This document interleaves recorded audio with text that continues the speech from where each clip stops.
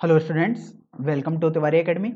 तो अब हम प्रश्नावली 7.4 प्रारंभ करते हैं। चलिए सबसे पहले प्रश्न पर अब हम बढ़ते हैं। इस प्रश्न में आपको बोला गया है कि बिंदुओं ए 2, -2 और बी 3, 7 को जोड़ने वाले रेखाखंड को रेखा 2x + y - 4 = 0 जिस अनुपात में विभाजित करती है उसे ज्ञात कीजिए। अब यहाँ पर आप देखो कि आपको बोला गया है जिस अनुपात में विभाजित करती है उसे आपको ज्ञात करना है, अर्थात आपको अनुपात निकालना है। अब हम देखिए इस प्रश्न को समझने के लिए सबसे पहले हम एक रफ फिगर बना लेते हैं जिससे कि हमको आइडिया लग सके आखिर प्रश्न क्या कहना चाह रहा है। तो देखिए आपको बोला गया कि आपके पास एक बिंदु है ए 2, -2 और दूसरा बिंदु है बी 3, 7 और फिर आपको बोला गया कि एक रेखा है 2x + y - 4। मान लीजिएगा एक रेखा वो 2x + y - 4 कुछ इस तरीके से है। तो आपने रेखा बना दी। फिर आपको बोला गया कि ये रेखा ए और बी को मिलाने वाले रेखाखंड को किसी अनुपात में विभाजित कर रही है। तो अब आपको ये अनुपात निकालना है। तो देखो आपने k लिख लिया और यहाँ 1 लिख लिया, अर्थात अब आपके पास समझ में आ गया कि ये रेखा ए और बी को मिलाने वाले रेखाखंड को k/1 में विभाजित कर रही है। तो आपको उसी का अनुपात बताना है, अर्थात आपको k का मान यदि मिल जाएगा तो आप बोल सकते हैं कि आपके पास अनुपात आ जाएगा। तो अब देखिए इस प्रश्न को हम कैसे हल करेंगे।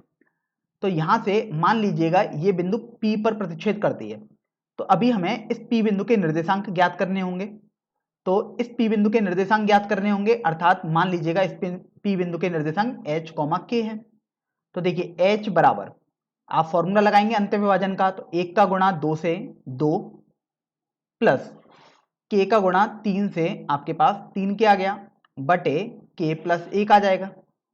इसी तरीके से आप k निकालोगे। देखिए k यहाँ पर भी यूज हो रहा है, तो यहाँ पर h, k के बजाय आप 2 पॉइंट m, n करके लिख लीजिएगा।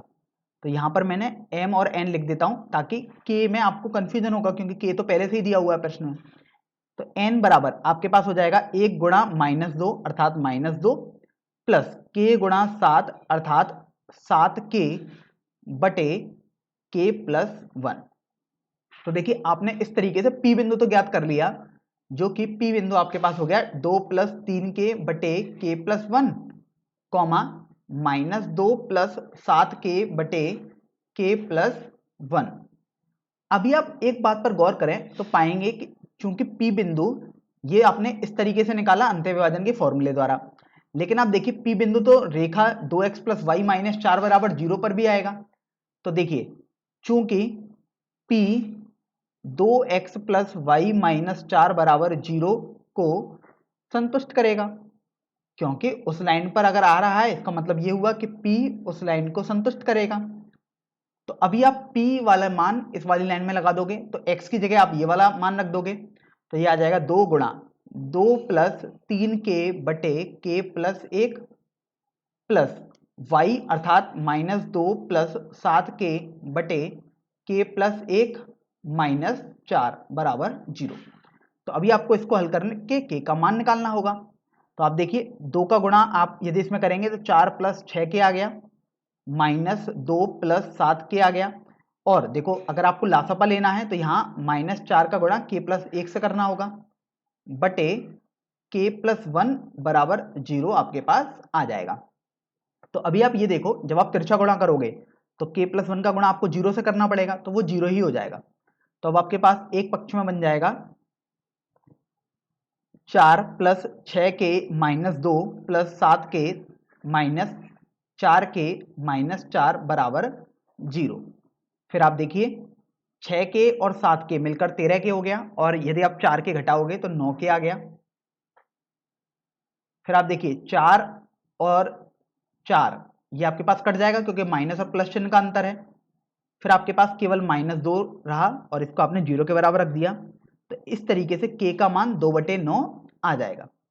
तो अब आप देखो आपने k का मान निकाल दिया जो कि 2/9 आया है। तो अब आपको पूछा गया था कि वो अनुपात निकालना है जिस अनुपात में ये रेखा a और b को मिलाने वाले रेखाखंड को विभाजित करेगी। तो वो अनुपात तो आपके पास k + 1 था, सॉरी k/1 था। इसलिए अब चूंकि k का मान 2/9 आया है तो k/1 अर्थात 2/9 बटे 1 आप करोगे तो ये आपके पास देखो 2/9 ही आ जाएगा। इसका मतलब अभीष्ट अनुपात जिसमें वो रेखा दिए गए रेखाखंड को विभाजित करेगी वो आपके पास हो जाएगा 2:9। तो इस तरीके से आपने पहले प्रश्न को तो हल कर दिया है। चलिए अब हम दूसरे प्रश्न पर बढ़ते हैं। जब आप इस प्रश्न को पढ़ेंगे तो आपको यहां पर दिया हुआ है कि x और y में एक संबंध ज्ञात कीजिए यदि बिंदु x, y 1,2 और 7,0 सररेखी हैं।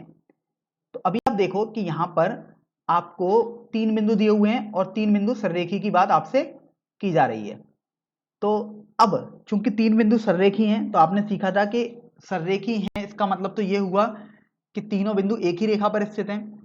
x, y भी एक ही रेखा पर स्थित है, 1,2 भी इसी रेखा पर स्थित है और 7,0 कहीं भी होगा लेकिन होगा इसी रेखा पर। तो अगर हम मान लें कि इन तीनों बिंदुओं से यदि कोई एक त्रिभुज बनेगा तो आप सोचिए कि उस त्रिभुज का क्षेत्रफल कितना होना चाहिए। तो आप देख रहे हैं कोई भी त्रिभुज बन ही नहीं पाएगा पहली बात तो, अर्थात त्रिभुज का क्षेत्रफल का यदि आप यहां पर सूत्र लगाएंगे तो वो आपके पास 0 आ जाएगा। तो अभी आप देखो चूंकि दिए गए बिंदु सररेखी हैं अर्थात एक ही रेखा में हैं, इसलिए त्रिभुज का क्षेत्रफल आपके पास 0 आना चाहिए। तो ये आपको पता लग गया कि त्रिभुज का क्षेत्रफल 0 होगा क्योंकि ये सररेखी हैं। तो अभी आप त्रिभुज के क्षेत्रफल का फॉर्मूला लगाएंगे। तो आपने देखो सीखा था त्रिभुज का क्षेत्रफल निकालना 1/2। फिर आप देखो x y पहले लिख दिया मान लीजिएगा, फिर बाकी दो लिख देंगे बिंदु 1, 2, 7, 0 और फिर आप x y से ही इसको खत्म करेंगे। ये आपके पास 0 होना चाहिए। तो अभी आप ये देखो ये हमने मेथड 1 किया है जिसमें हमने एक तरीका देखा था कि आप इस तरीके से इसको लिख लेते थे फिर इसको ओपन करते थे। तो देखिए जब आप इस तरीके से गुणा करेंगे तो वो आपके पास धनात्मक चिन्ह के साथ ओपन होते हैं। तो ये आ गया 2x, 1 का 0 से गुणा करेंगे तो प्लस 0 आ गया, प्लस 7 का y से गुणा करेंगे तो 7y हो गया। अब जब आप इस तरीके से गुणा करेंगे तो आपके पास ऋणात्मक चिन्ह आता है। तो 1 का y से गुणा करने पर y, माइनस 7 का 2 से गुणा करने पर 14, माइनस x का 0 से गुणा करने पर 0 आ गया। और आप जानते हो ये क्षेत्रफल तो 0 होना चाहिए। तो अभी आप ये देखो जब आप इसको हल करोगे तो देखिए 2 को तो आप दाईं तरफ पक्षांतर कर दोगे तो ये तो गुणा में बदल जाएगा अर्थात 0 गुणा 2 हो जाएगा अर्थात ये तो 0 हो गया। अब आप देखो ये आपके पास बचा 2x प्लस 7y में से यदि आप y घटाएंगे तो आपके पास 6y आ जाएगा, माइनस 14 और ये दाईं तरफ 0 बचा है आपके पास। तो ये आपके पास बेसिकली x और y में संबंध आ गया। लेकिन अगर आप देखें इसको सरल करना चाहेंगे तो दो आप उभयनिष्ठ ले सकते हैं।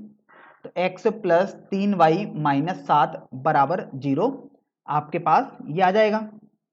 तो इस तरीके से आप देखो दो को भी आप हटा दोगे तो x प्लस 3y माइनस 7 बराबर 0 आपके पास आ जाएगा।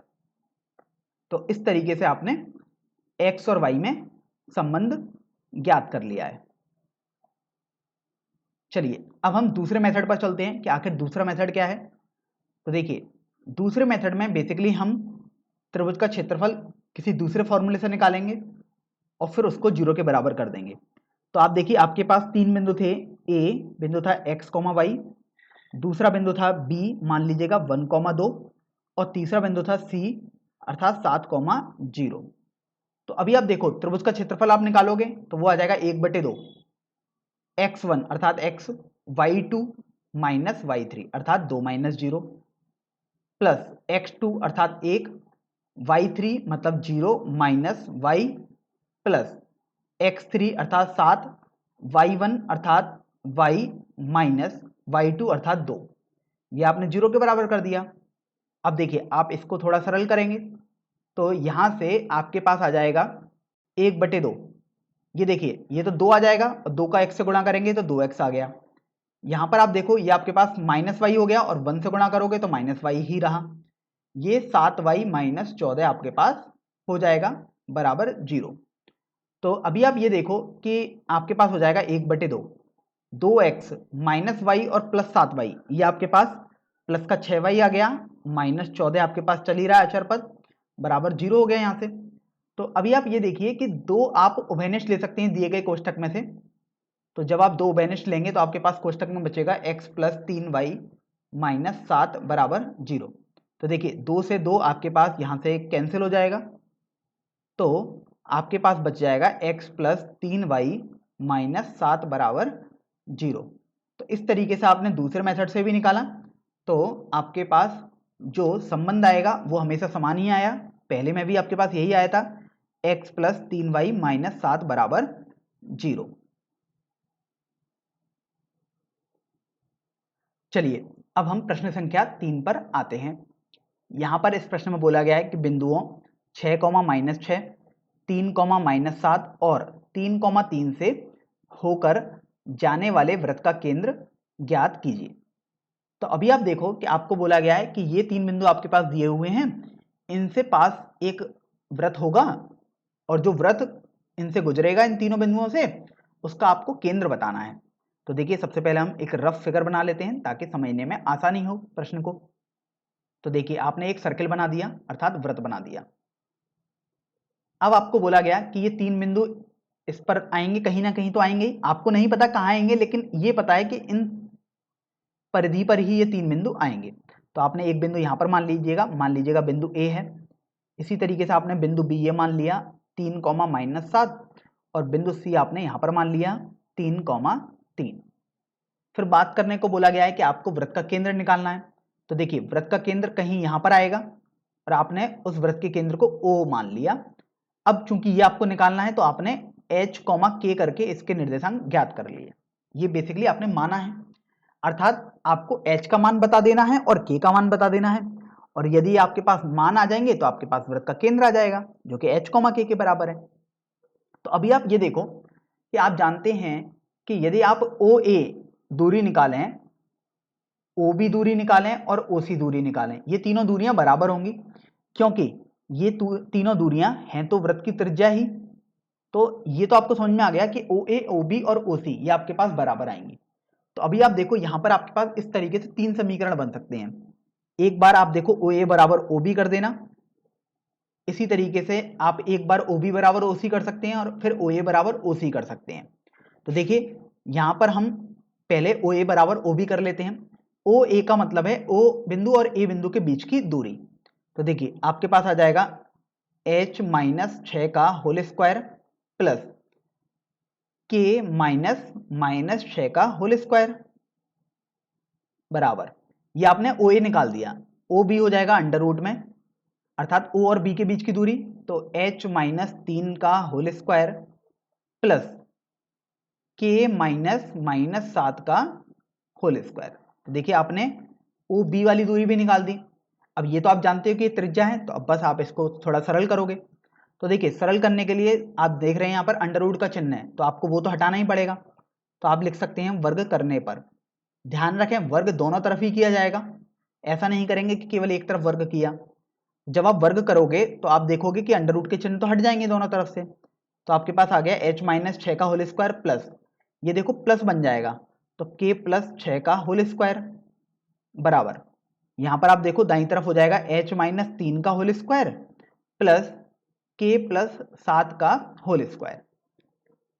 तो अभी आप ये देखो कि यहां से इसको जब हल करेंगे तो H square plus 36 minus 12h plus, जब इसको हम ओपन करेंगे तो के स्क्वायर प्लस 36 प्लस 12k आ गया बराबर, यहां से आप देखो H square plus 9 minus 6h आ जाएगा प्लस के प्लस 7 का होल स्क्वायर के स्क्वायर प्लस 49 प्लस 14k आ जाएगा। तो अभी आप ये देखिए एच स्क्वायर से ये एच स्क्वायर आपके पास कैंसिल हो गया, के स्क्वायर से के स्क्वायर कैंसिल आपके पास हो जाएगा। यहां से आप देखो 36 और 36 मिलकर 72 हो जाएगा। 72 लिखने के बाद देखिए माइनस 12h प्लस 12k बचा है आपके पास बाईं तरफ। दाईं तरफ यदि आप हल करोगे तो आप देखिए 9 और 49 मिलकर ये आपके पास 58 हो गया, माइनस 6h प्लस 14k आपके पास बच गया। तो आप देखो सभी पदों को एक तरफ ले जाओ, तो अगर हम बाएं वाले सभी पदों को दाईं तरफ पक्षांतर कर दें तो आपके पास हो जाएगा 58 minus 6h plus 14k minus 72 plus 12h minus 12k बराबर 0। तो देखिए आपके पास सरल करने पर आ जाएगा 12h में से यदि आप 6 घटाएंगे तो 6h बचेगा। 14k में से यदि आप 12k घटाएंगे तो आपके पास प्लस का 2k बचेगा, और 58 में से यदि आप 72 घटाएंगे तो आपके पास माइनस 14 बच जाएगा। तो देखिए अब आप इसको भी सरल कर सकते हैं दो उभयनिष्ठ लेने पर। तो जब आप दो उभयनिष्ठ लेंगे तो आपके पास आ गया 2 common 3h plus k minus 7 बराबर 0, अर्थात एक समीकरण आपके पास आ गया 3h प्लस k बराबर 7। इसको आप पहला समीकरण मान लीजिएगा। अब हम देखिए OA बराबर आपने OB कर दिया, अब आप OA बराबर OC कर सकते हैं। तो देखिए OA बराबर OC अब हम करेंगे, क्योंकि ये भी तो आपके पास त्रिज्या ही होंगी। तो OA निकालेंगे, अर्थात O और A बिंदु के बीच की दूरी। तो देखिए ये आपके पास OA वैसे आप पहले निकाल चुके हैं, वो हो जाएगी h माइनस 6 का whole square plus k plus 6 हो जाएगा वहां पर माइनस और माइनस मिलकर, बराबर OC निकालना है, अर्थात O और C बिंदु के बीच की दूरी। तो देखिए O और C बिंदु के बीच की दूरी आपके पास हो जाएगी h माइनस 3 का whole square plus k minus 3 का होल स्क्वायर। तो आपने यहां पर ये लिख दिया। फिर देखिए अगर आप इसको सरल करना चाहेंगे तो आपको देखना पड़ेगा कि आपको वर्ग तो करना ही पड़ेगा दोनों तरफ। तो आप वर्ग करते हैं तो आपके पास अंडर रूट का चिन्ह हट जाएगा, तो ये बचेगा h माइनस 6 का whole square plus k plus 6 का होल स्क्वायर बराबर, दाईं तरफ बचेगा h माइनस 3 का whole square plus k minus 3 का होल स्क्वायर। तो देखो जब आप सरल करोगे तो h square plus 36 minus 12h plus जब आप इसको सरल करोगे तो k square plus 36 plus 12k आ गया बराबर, ये देखिए आपके पास यहां से हो जाएगा h square plus 9 minus 6h plus जब आप इसको हल करोगे तो k square minus 6k plus 9 आपके पास आ जाएगा। तो अभी आप ये देखिए कि h स्क्वायर इधर भी है और इस वाले पक्ष में भी है, तो आपके पास ये कैंसिल हो गया। इसी तरीके से k स्क्वायर भी कैंसिल हो गया। फिर आप देख रहे हैं कि 36 और 36 मिलकर ये 72 हो गया, माइनस 12h प्लस 12k आपके पास ये बाईं पक्ष में बचा। अब आप यदि दाएं पक्ष की तरफ जाएं तो दाएं पक्ष में आप देखिए आपके पास बचा है 9 और 9 18 हो गया आएगा ये, माइनस 6h माइनस 6k। तो अभी आप एक तरफ सभी पदों को लेके आएंगे, तो यहां से आप देखो अगर हम माइनस 12h प्लस का 12k और 72 दोनों को तीनों पदों को हम दाईं तरफ पक्षांतर कर दें तो आपके पास हो जाएगा 18 minus 6h minus 6k minus 72 plus 12h minus 12k बराबर 0। तो अभी आप गौर करने पर पा रहे हैं कि देखिए 12h में से 6h आप घटाएंगे तो 6h बचेगा, माइनस 12k और माइनस 6k माइनस 18k हो गया, और यहाँ देखो 18 में से यदि आप 72 घटाओगे तो आपके पास माइनस का 54 आ जाएगा। फिर आप ये भी देख रहे हैं कि 6 यहाँ पर आप उभयनिष्ठ ले सकते हैं, h माइनस 3k माइनस 9 बराबर 0 आपके पास आ जाएगा, और इस तरीके से आपके पास जो दूसरा समीकरण होगा वो आ जाएगा h माइनस 3k बराबर 9। इसको आपने दूसरा समीकरण बोल दिया। अब आप ये देखो कि आपने अभी OA बराबर OB भी कर दिया स्टार्टिंग में, और आपने OA बराबर OC भी कर दिया है। अब बात आती है कि OB बराबर OC करने की। तो आप यहां पर सबसे पहले एक बात गौर करें कि आपने OA बराबर OB किया तो आपको H और K में एक रैखिक समीकरण मिला। इसी तरीके से जब आपने OA बराबर OC किया है तब भी H और K में एक रैखिक समीकरण आपको मिला है यहां से। तो अब आप ये देखिए कि आपके पास दो मान निकालने हैं H और K, और आपके पास दो ही रैखिक समीकरण आ चुके हैं, अर्थात आप इन दोनों समीकरणों से मान निकाल सकते हैं। तो अब OB बराबर OC करने की कोई भी आवश्यकता आपको नहीं है, लेकिन हाँ यदि आप OB बराबर OC कर भी लेते हैं तब भी आप हल करोगे तब भी आपके पास आंसर आ जाएगा, लेकिन बस वो अनावश्यक ही रहेगा, क्योंकि इन दोनों से ही जब आप आंसर निकाल सकते हैं तो आप उसको ना ही करें तो ज़्यादा बेहतर रहेगा। तो अभी आप यहाँ से देखो कि आप h का मान लिखाओगे यहाँ से तो 3k प्लस 9 आ जाएगा, इसको आप समीकरण संख्या 3 लिख लो। तो आप समीकरण 3 और समीकरण 1 से हल कर सकते हैं। तो समीकरण 1 था आपके पास 3h प्लस k बराबर 7, ये आपके पास समीकरण 1 था।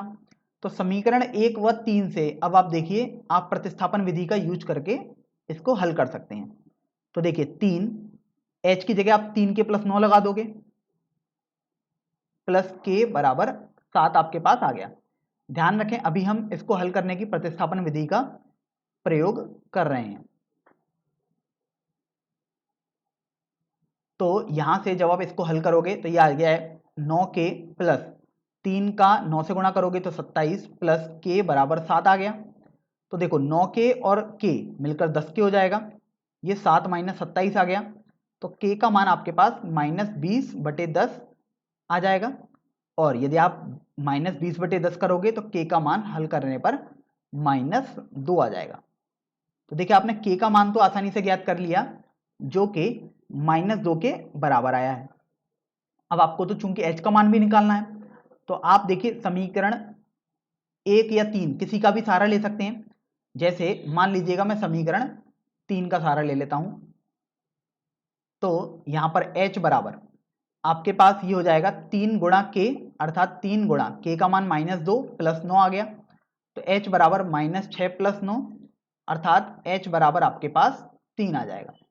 तो इस तरीके से आपने h का मान भी निकाल दिया जो कि 3 के बराबर आपके पास आ गया है।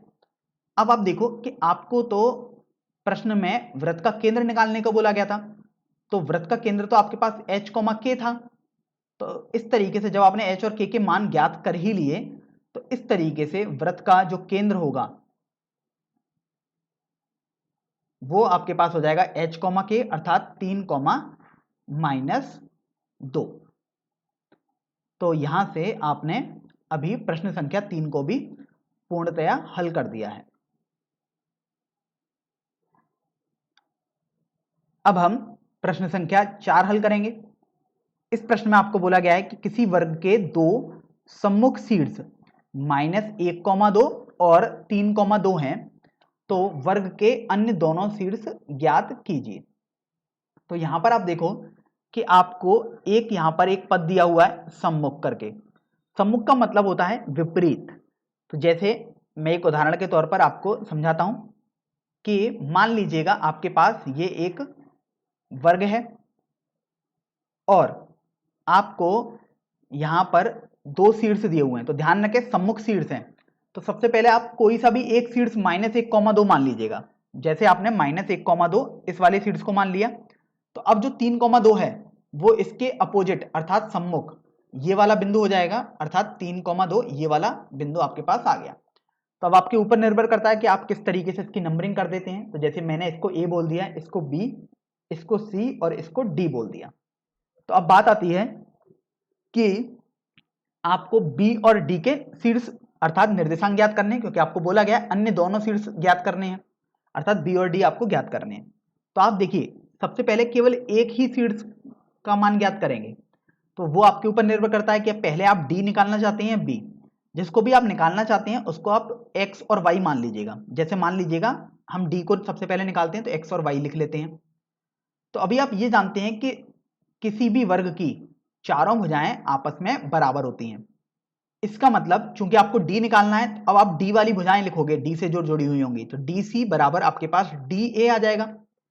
तो देखिए DC का मतलब है D और A बिंदु के बीच की दूरी, DA हो गया, और DC मतलब D और C बिंदु के बीच की दूरी। तो यही तो दूरियां ही तो भुजाएं हो जाएंगी, तो ये आपस में बराबर है। तो देखिए DC हम सबसे पहले लिख देते हैं। DC यदि आप निकालोगे तो √x - 3 का होल स्क्वायर प्लस y - 2 का होल स्क्वायर बराबर DA। तो देखिए DA आपके पास हो जाएगा x में से आप -1 घटाओगे, फिर आप होल स्क्वायर करोगे प्लस y - 2 का होल स्क्वायर। अब फिर आप ये देखो कि जब आप इसको हल करना चाहेंगे तो स्वाभाविक सी बात है कि आपको दोनों तरफ वर्ग करना पड़ेगा ताकि एक वर्गमूल का चिन्ह हटा सकें। तो आप लिख सकते हैं वर्ग करने पर। ध्यान रखें ये स्वाभाविक है कि दोनों तरफ ही वर्ग करेंगे, ऐसा नहीं होगा कि केवल एक ही तरफ वर्ग कर रहे हैं। जो भी करेंगे दोनों तरफ करेंगे। तो देखिए आपके पास अंडर का चिन्ह हट गया, वर्ग आपने किया है तो आपके पास आ जाएगा x - 3 का होल स्क्वायर प्लस y - 2 का होल स्क्वायर बराबर। यहां से ये देखिए आपके पास हो जाएगा एक्स प्लस 1 का whole square plus y minus 2 का होल स्क्वायर। तो अभी आप ये देखो कि यहाँ से ये आपके पास हो गया, जब आप हल करोगे तो x माइनस 3 का whole square x square plus 9 minus 6x plus y minus 2 का होल स्क्वायर, जब आप फॉर्मूला लगाओगे तो y square plus 4 minus 4y बराबर, देखिए x प्लस 1 का होल स्क्वायर अर्थात x square plus 1 plus 2x plus y minus 2 का होल स्क्वायर में आप फॉर्मूला लगाओ तो y square plus 4 minus 4y आपके पास आ जाएगा। तो यहां से आप ये देखिए कि आपके पास वाई स्क्वायर दोनों तरफ है तो आपने वो किया तो कैंसिल हो गया, 4 भी आपके पास कैंसिल हो गया और माइनस 4y भी आपके पास कैंसिल हो चुका है। तो अभी आप ये देखो आपके पास बचा है एक्स स्क्वायर से एक्स स्क्वायर भी कैंसिल हो गया, तो 9 माइनस 6x बराबर 1 प्लस 2x बराबर ये आपके पास बचा हुआ है। तो यहां से आप x वाले पदों को एक तरफ ले लेंगे, तो माइनस 6x को आपने दाईं तरफ पक्षांतर किया और अचर पद अर्थात 1 को आपने बाईं तरफ पक्षांतर किया, तो आपके पास 9 माइनस 1 बराबर 6x प्लस 2x आ गया। तो इस तरीके से आप देखो आपके पास 8x बराबर 8 आ जाएगा, अर्थात x का मान आपके पास 1 आ जाएगा। तो देखिए आपने x का मान तो ज्ञात कर लिया, अर्थात जो आपने d बिंदु निकालना चाहा था उसका एक निर्देशांक x आपके पास आ चुका 1 के बराबर। अब यहां पर बात आती है कि आपको तो y निर्देशांक भी ज्ञात करना होगा, तो उसके लिए आप ये देखिए कि यदि आपको y निर्देशांक ज्ञात करना है तो अभी आप यहां पर एक कॉन्सेप्ट का और यूज कर सकते हैं। चलिए समझ लेते हैं कि आखिर वो कॉन्सेप्ट क्या है। अगर हम a और c को मिला दें, अगर हम a और c को मिला देंगे अर्थात AC आपके पास विकर्ण आ जाएगा। अब आप ये भी जानते हैं कि किसी भी वर्ग के चारों कोण यदि आप निकालोगे आंतरिक कोण 90 डिग्री होते हैं, तो ये 90 डिग्री हो जाएगा अर्थात 90 अंश आपके पास हो गया। तो यहां से आप देखिए ये समझ रहे हैं कि त्रिभुज ADC में आप पाइथागोरस प्रमेय लगा सकते हैं। तो देखिए त्रिभुज ADC में पाइथागोरस प्रमेय से अब पाइथागोरस प्रमेय यदि आप इसमें लगाओगे तो आप देखोगे जो सबसे बड़ी भुजा होगी अर्थात 90 डिग्री के सामने वाली भुजा कर्ण, तो AC का स्क्वायर आपके पास हो जाएगा AD square plus CD square. तो देखिए आप लिख दोगे AC का वर्ग बराबर AD square plus CD square. अब यहां पर आप ये देखिए AC अर्थात A और C बिंदु के बीच की दूरी निकालोगे, तो देखो जब आप इसकी दूरी निकालोगे तो यहां पर फॉर्मूला आप लगाओगे तो ये आ जाएगा अंडर रूट में AC निकाल लो अभी आप -1 -3 का वर्ग प्लस 2 -2 का वर्ग, और ये AC निकाला है लेकिन आपको तो स्क्वायर करने को बोला गया है इसका, तो आपने यहां पर स्क्वायर भी कर दिया उसका बराबर AD का स्क्वायर। तो देखिए ये आपके पास हो जाएगा -1 -x का होल स्क्वायर प्लस 2 y आ जाएगा आपके पास यहां पर होल स्क्वायर, अंडर रूट आपने लगा दिया। तो अभी आपने केवल AD निकाल लिया अंडर रूट लगा के, लेकिन आपने देखा कि आपको भी AD का स्क्वायर करने को बोला गया है तो आप यहां पर स्क्वायर कर देंगे, और इसी तरीके से CD का होल स्क्वायर आप निकालोगे तो ये देखो CD आप लिख रहे हो तो CD आपके पास हो जाएगा 3 x का होल स्क्वायर प्लस 2 y का होल स्क्वायर, और आपको इसका भी होल स्क्वायर आपको करना है। तो अभी आप ये देखो कि आपने पाइथागोरस प्रमेय में जो मान आने थे केवल उन मानों को लिख दिया है फॉर्मूला लगा के, आपने अभी इसको सरल नहीं किया है। तो अब हम यहाँ पर इसको सरल करते हैं, तो ये देखो ये हल करने पर -4 आ गया, तो ये आपके पास -4 का स्क्वायर अर्थात 16 आ गया, ये देखो 0 आ जाएगा तो ये 0 और इसका वर्ग। अब आप ये जानते हैं कि अंडर रूट है और फिर आप वर्ग भी कर रहे हो तो बेसिकली अंडर रूट का चिन्ह हट जाएगा, तो आपके पास बचेगा -1 -x का होल स्क्वायर प्लस 2 y का होल स्क्वायर प्लस इसी तरीके से देखो अंडर रूट और यहाँ स्क्वायर है तो ये भी हट गया, 3 x का होल स्क्वायर प्लस 2 y का होल स्क्वायर आपके पास बच जाएगा। फिर आप गौर करने पर यहाँ पा रहे हैं देखिए अंडर रूट 16 अर्थात 4 और ये होल स्क्वायर आप कर रहे हो तो 16 आएगा, या फिर आप ऐसे भी सोच सकते थे कि अंडर रूट हट गया क्योंकि स्क्वायर कर रहे हैं तो 16 ही आएगा आपके पास वैसे भी बराबर। ये आपके पास आ गया x square plus 1 plus 2x plus y square plus 4 minus 4y plus यहाँ से आप देखो आपके पास आ जाएगा 9 plus x square minus 6x plus 4 plus y square minus 4y। तो अभी आप ये देखो कि आप एक्स स्क्वायर वाले पद में जहां जहां एक्स आएगा, बेसिकली आप एक्स स्क्वायर वाले पद नहीं, एक्स जहां जहां आएगा वहां वहां तो आप देखिए मान लगा सकते हो। एक्स का मान आपने 1 निकाला था यहां पर, तो अब आप देखो एक्स का मान 1 लगा दो। तो अगर आप x का मान 1 लगाएंगे तो आपके पास आ जाएगा 16 बराबर 1 प्लस 1 प्लस 2, क्योंकि आपने देखो x का मान 1 लगा दिया, यहां पर भी 1 लगाया तो 1, यहां 2 बन गया, plus y square plus 4 minus 4y plus 9 plus देखिए एक्स स्क्वायर दिखा तो यहाँ 1 लगाया तो 1 का स्क्वायर 1 आ गया, माइनस ये 6 बन जाएगा केवल, plus 4 plus y square minus 4y आपके पास आ जाएगा। तो अभी आप ये देखो कि जब आप इसको हल करोगे तो वाई स्क्वायर वाले पदों को एक तरफ ले लो, तो y square plus y square 2y square आया, माइनस 4y माइनस का 8y आ गया। फिर देखो 1 और 1 2 और 2 4 और 4 8 और 9 17 और 1 18, 4 22 और 22 में से यदि आप 6 घटाएंगे तो आपके पास 16 आ जाएगा, बराबर देखिए 16 आपके पास चल ही रहा है बराबर के एक तरफ।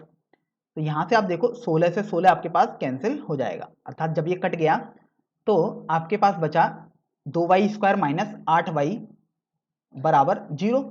तो आप देखो 2y को आप कॉमन ले लीजिएगा, आपके पास y माइनस 4 बनेगा।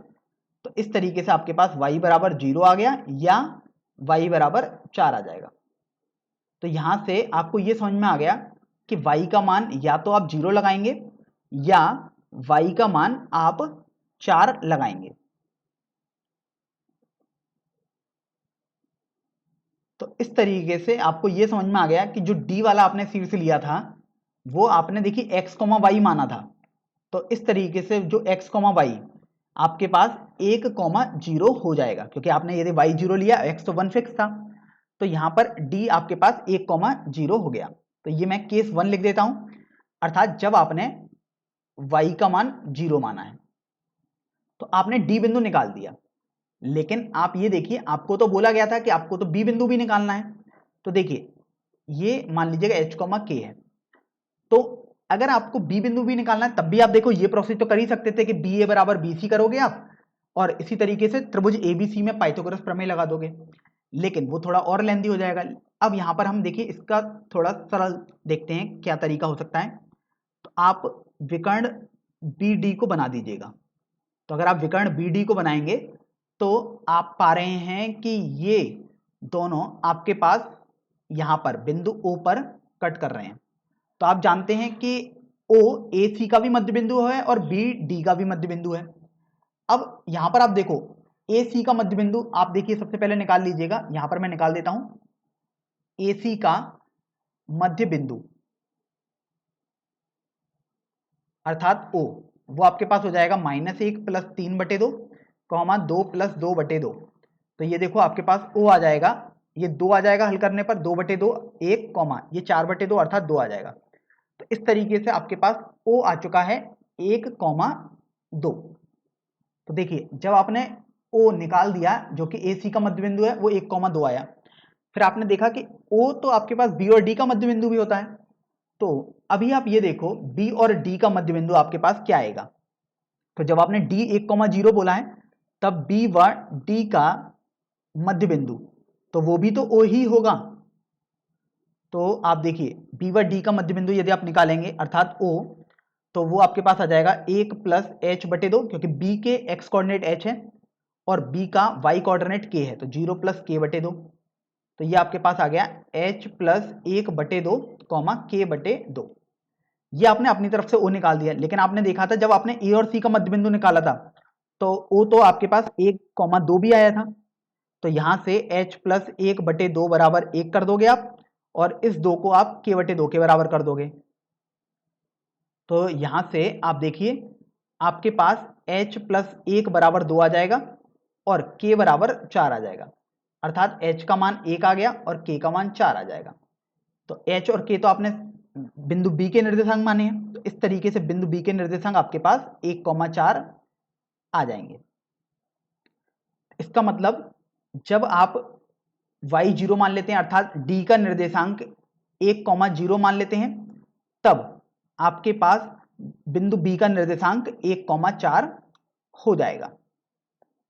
अब इसी तरीके से आपको वो वाला केस भी लेना होगा जब आपने y का मान 4 माना।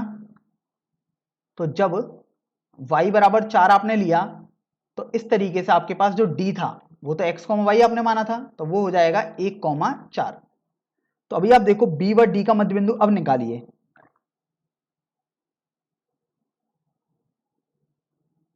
तो ये देखो आपके पास आ जाएगा 1 प्लस h बटे 2 कॉमा 4 प्लस k बटे 2। तो अभी आपने देखा कि O का निर्देशांक तो A और C का मध्य बिंदु अर्थात 1,2 भी आया था। तो इस तरीके से 1 प्लस h बटे 2 बराबर 1 आ गया और 4 प्लस k बटे 2 बराबर आपके पास 2 आ गया। तो यहां से यदि आप हल करोगे तो 2 का इधर पक्षांतर करेंगे तो गुणा हो जाएगा 1 में। तो 1 प्लस h बराबर 2 आ गया और 4 प्लस k बराबर यहाँ पर 2 गुणा 2 अर्थात 4 आ गया। तो h बराबर आपके पास 1 आ जाएगा और यहाँ से आप देखो k का मान आपके पास 0 आ जाएगा। अर्थात जब आप d को 1,4 मानते हैं तब b बिंदु के निर्देशांक आपके पास 1,0 आ जाएंगे। तो बेसिकली आपने देखो केस 2 में d को 1,4 माना है तो आपके पास बिंदु b के निर्देशांक 1,0 आए हैं। तो यहां से आप एक बात को गौर करेंगे कि b और d, देखिए हो सकता है कि कभी b 1,0 आ रहा हो, कभी d 1,0 आ रहा हो, लेकिन आएंगे ये 1,4 और 1,0 ही, बस अदला बदली हो रही है कि कभी b कुछ बन जा रहा है, कभी d कुछ बन जा रहा है। अतः आप बोल सकते हैं कि अन्य शीर्ष जो आपके पास आएंगे वो आपके पास हो जाएंगे 1,0 तथा 1,4। अब चाहे वो b हो कोई, चाहे दूसरा वाला d बन जाएगा। तो अब हम प्रश्न संख्या 5 हल करेंगे। यहां पर बोला गया है कि कृष्णानगर के एक सेकेंडरी स्कूल के कक्षा 10 के विद्यार्थियों के उनके बागवानी क्रियाकलाप के लिए एक आयताकार भूखंड दिया गया है। तो आप देखिए सबसे पहले तो आयताकार भूखंड आपको यहां पर दिख जाएगा जो कि A D C B है, या आप ABCD भी पढ़ सकते हैं अगर आप दूसरी तरफ से पढ़ेंगे तो। फिर आगे आपको बोला गया कि गुलमोहर की पौध अर्थात सैपलिंग को परस्पर 1 मीटर की दूरी पर इस भूखंड की परिसीमा पर लगाया गया है। तो आप ये देख रहे हो कि आपको बोला गया कि गुलमोहर की पौध को लगाया गया 1 मीटर की दूरी पर। तो आप देखो ये आपके पास गुलमोहर के पौधे लगे हुए हैं काफी सारे। इसी तरीके से आप देखो यहाँ पर भी आपके पास लगे हैं, इसी तरीके से आप देख सकते हैं यहाँ पर भी लगे हैं, और ये चतुर्थ वाली सीमा पर भी आपके पास ये लग रहे हैं काफी सारे। फिर आप देखिए आपको आगे बोला गया कि इस भूखंड के अंदर तक एक त्रिभुजाकार घास लगा हुआ लॉन है जैसा कि आकृति में दर्शाया गया है। तो आप देख रहे हैं कि यहां पर आपके पास लॉन दिया है PQR, ये देखिए त्रिभुज के आकार का है, यही आपके पास लॉन है। फिर आपको आगे बोला गया कि विद्यार्थियों को भूखंड के शेष भाग में फूलों के पौधे के बीज बोने हैं। तो आपको बोला गया कि जो शेष भाग है उसमें फूलों के पौधे के बीज आपको बो देने हैं। फिर आप देखिए आपको दो भाग दिए हुए हैं। पहला भाग है आपके पास ए को मूल बिंदु मानते हुए त्रिभुज के शीर्षों के निर्देशांक ज्ञात कीजिए। तो देखिए सबसे पहले हम पहला भाग हल करते हैं, फिर उसके बाद जब हम हल कर लेंगे तब हम दूसरे भाग पर बढ़ेंगे। तो अभी आप ये देखो कि प्रश्न तो हमने समझ लिया कि आखिर हमें क्या दिया गया है। पहले भाग में आपको बोला गया है कि ए को मूल बिंदु माना है। तो माना आपने जब ए को मूल बिंदु मान लिया अर्थात ए के जो निर्देशांक होंगे वो 0,0 आपने मान लिए। तो जब आपने ए के निर्देशांक मान लिए 0,0, तो अब आपको त्रिभुज के शीर्षों के निर्देशांक ज्ञात करने हैं अर्थात P, Q तथा R के निर्देशांक आपको ज्ञात करने हैं। तो देखिए सबसे पहले हम Q के निर्देशांक ज्ञात करते हैं। तो आप देखो Q आपके पास ये देखो 1 2 3, मतलब इसका X निर्देशांक 3 हो जाएगा, और Y निर्देशांक आप देखो 1 और ये 2, तो Y निर्देशांक आपके पास देखो ये 2 आ जाएगा। अब चूंकि आपने Q निकाल दिया, अब आप R बिंदु के निर्देशांक भी ज्ञात कर सकते हैं। तो देखिए R बिंदु के यदि आप निर्देशांक ज्ञात करते हैं तो R का X निर्देशांक आप देखोगे तो आप देख रहे हो R अगर आप एक ऐसे लाइन खींचोगे तो वो 6 आ रहा है एक्स निर्देशांक। इसी तरीके से अगर आप आर का वाई निर्देशांक बनाओगे तो वो आपके पास देखिए इस वाले पौधे पर आ रहा है, तो आपको इस वाले पौधे की संख्या कितनी होगी, एक, मैं ऐसे बना देता हूं, 2 3 4 5। तो इस तरीके से आर वाले पौधे का निर्देशांक जो वाई होगा वो 5 आ जाएगा। अब आपको पी वाले पौधे की निर्देशांक ज्ञात करने होंगे। तो देखिए पी वाले पर यदि आप एक ऐसे ऊर्ध्वाधर लाइन बनाओगे तो ये 4 मिलेगा, अर्थात एक्स निर्देशांक 4 हो जाएगा, और वाई निर्देशांक आप देखो ये मिलेगा, अर्थात जो कि 6 हो जाएगा। तो इस तरीके से आपने पी क्यू आर जो एक लॉन बनेगा उसमें त्रिभुज के शीर्षों के निर्देशांक ज्ञात कर लिए हैं। ये आपके पास पहला भाग हल हो गया। फिर आप देखिए आपको बोला गया है कि यदि मूल बिंदु सी हो तो त्रिभुज पी क्यू आर के शीर्षों के निर्देशांक क्या होंगे। अर्थात अब यहां पर आप देखो कि आपको यह बोल दिया गया कि त्रिभुज पी क्यू आर के निर्देशांक ज्ञात करने हैं जब बिंदु सी 0 है। तो आपने बिंदु सी को मूल बिंदु अर्थात 0,0 मान लिया। अब आप ये जानते हो यदि मूल बिंदु को आपने सी मान लिया, अर्थात इधर तो धनात्मक एक्स अक्ष होता है और इधर जो आपके पास होता है वो ऋणात्मक एक्स अक्ष होता है। ऊपर आपके पास धनात्मक वाई अक्ष होता है और नीचे ऋणात्मक वाई अक्ष होता है, अर्थात माइनस वाई। तो अब आपको देखो पी क्यू आर के निर्देशांक ज्ञात करने हैं। तो यहां पर आप ये देखिए कि अगर आप P के निर्देशांक सबसे पहले ज्ञात करना चाहेंगे, P आप देखो ये ऐसे आपके पास आ जाएगा। तो आप देखो ये आपके पास 0,0 आपने ये मान लिया है, ये 1 हो गया, नीचे -1, ये -2 आ गया। तो बिंदु P का जो y निर्देशांक होगा वो तो आपके पास आ गया -2। अब आप x निर्देशांक की बात करोगे, अर्थात जब आप इसको जोड़ोगे तो बेसिकली ये पॉइंट आपको बताना है। तो देखो -1 -2 -3 -4 -5 -6 -7 -8 -9 -10 -11 और ये बिंदु आपके पास आ जाएगा -12, अर्थात जो x निर्देशांक आ जाएगा वो -12 आ जाएगा। तो आपने बिंदु P के निर्देशांक ज्ञात कर लिए। अब हम बिंदु Q के निर्देशांक की बात करते हैं। तो जब आप बिंदु Q के निर्देशांक ज्ञात करेंगे तो Q को सबसे पहले आप ऐसे ज्वाइन कर देंगे एक क्षैतिज रेखा से। तो आप देखो -3 -4 -5 ये -6 वाला बिंदु आ जाएगा। तो इस तरीके से आपके पास y निर्देशांक तो आ गया -6। अब आप x निर्देशांक भी निकालेंगे। तो x निर्देशांक के लिए आप देखो ये ऊपर ऐसे इसको ज्वाइन कर दोगे। तो आप देखो ये -12 था तो ये आपके पास -13 हो जाएगा। तो यहां पर मैं -13 लिख देता हूं। तो इस तरीके से x निर्देशांक आ गया -13। फिर आप देखिए आपको अब बिंदु r के निर्देशांक ज्ञात करने हैं।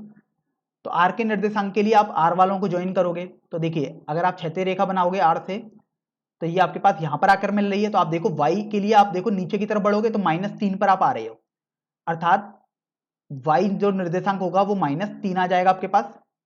अब आप x निर्देशांक निकालोगे, अर्थात इसको ऐसे ज्वाइन कर दोगे, वो आप देखो आपके पास -10 आ रहा है। तो इस तरीके से आपने पी क्यू आर के निर्देशांक ज्ञात कर लिए। तो आप देखिए आपको बोला गया था पी क्यू आर के निर्देशांक दूसरे भाग में ज्ञात करने, यदि मूल बिंदु सी है तो आपने वो भी कर लिया। तो आपके दोनों भाग हल हो गए। लेकिन फिर आप ये देख रहे हैं कि आपको आगे बोला गया है कि साथ ही उपरोक्त दोनों स्थितियों में त्रिभुजों के क्षेत्रफल ज्ञात कीजिए। और फिर आपको बोला गया है कि आप क्या देखते हैं, अर्थात आपको क्या ऑब्जर्व आप करते हैं। तो देखिए भले ही तीसरा भाग करके नहीं बोला गया है, यहां पर आपको बोला गया है कि मैं इसको तीसरा भाग ही मान लेता हूं, जबकि आपको 2 ही भाग दिए हुए हैं। तीसरा भाग में त्रिभुजों का क्षेत्रफल निकालने को बोल देता हूं। तो देखिए जब ए आपने मूल बिंदु मान लिया है तब त्रिभुज पी क्यू आर के क्षेत्रफल हम निकालते हैं। तो आपने त्रिभुज पी क्यू आर या कोई से भी त्रिभुज का क्षेत्रफल निकालना सीखा था। सबसे पहले आप कोई सा भी एक बिंदु लिख लीजिएगा पी क्यू आर में से, जैसे आपने मान लीजिएगा आर लिखा 6,5। फिर आप बाकी के 2 बिंदु लिख देंगे 3 2 4 6। जब आपने तीनों बिंदु लिख दिए तो आप अंत में ये जो पहला बिंदु लिखा होता है उसी को लिख देते हैं और फिर इसको ऐसे बंद कर देते हैं। तो अब आप इसको ओपन करते हैं। तो ओपन करने के लिए आपने सीखा था सबसे पहले आप 1/2 तो लिख ही दोगे, कोष्टक बनाएंगे। जब आप इस तरीके से गुणा करते हैं तो आपके पास धनात्मक चिन्ह आता है, तो ये 12 है प्लस, देखिए 3 का 6 से गुणा करेंगे तो 18 प्लस 4 का 5 से गुणा करेंगे तो 20 आ जाएगा, माइनस 3 का 5 से गुणा करेंगे तो 15, क्योंकि इस तरीके से जब भी गुणा करते हैं तो माइनस चिन्ह लेते हैं। फिर देखिए 4 का 2 से गुणा करेंगे तो 8 आएगा, लेकिन माइनस चिन्ह तो लेना ही होता है। माइनस 6 का 6 से गुणा करेंगे तो 36 आ जाएगा। तो देखो जब आप इसको हल करोगे तो 1/2, 12 और 18 30 हो जाएगा, और 20 मिलकर 50 हो जाएगा। यहां से आप देखो 15 और 8 23 और 36 आपके पास 59 हो जाएगा ऋणात्मक। तो ये आपके पास -9/2 आया। लेकिन आप जानते हैं कि त्रिभुज का क्षेत्रफल तो हमेशा धनात्मक होता है, इसलिए अभीष्ट क्षेत्रफल जो आपके पास आएगा त्रिभुज PQR का, वो हो जाएगा 9/2 वर्ग। अब यहां पर देखना होगा कि इसका मात्रक क्या है। देखिए वर्ग इकाई ना लिखें यहां पर, क्योंकि आपको देखो बोल दिया गया था 1 मीटर की दूरी लगाई गई है हर जगह, अर्थात यहां पर आपके पास जो क्षेत्रफल होगा वो आ जाएगा वर्ग मीटर, या आप बोल सकते हैं मीटर स्क्वायर। तो आपने जब ए मूल बिंदु माना तब तो आपने PQR का क्षेत्रफल निकाल दिया। अब बात आती है कि जब आप C को मूल बिंदु मान लेते हैं, तो जब C आपने मूल बिंदु माना तो तब आप क्षेत्रफल निकालने हैं त्रिभुज PQR का 1/2। तो देखो सबसे पहले आप कोई सा भी एक बिंदु के निर्देशांक लिख लो PQR में से। तो आप जैसे मान लीजिएगा P के निर्देशांक लिखते हैं तो ये आ जाएगा -12 -2।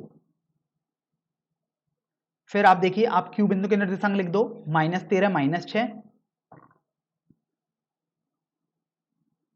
फिर आप R बिंदु के लिख दो -10 -3।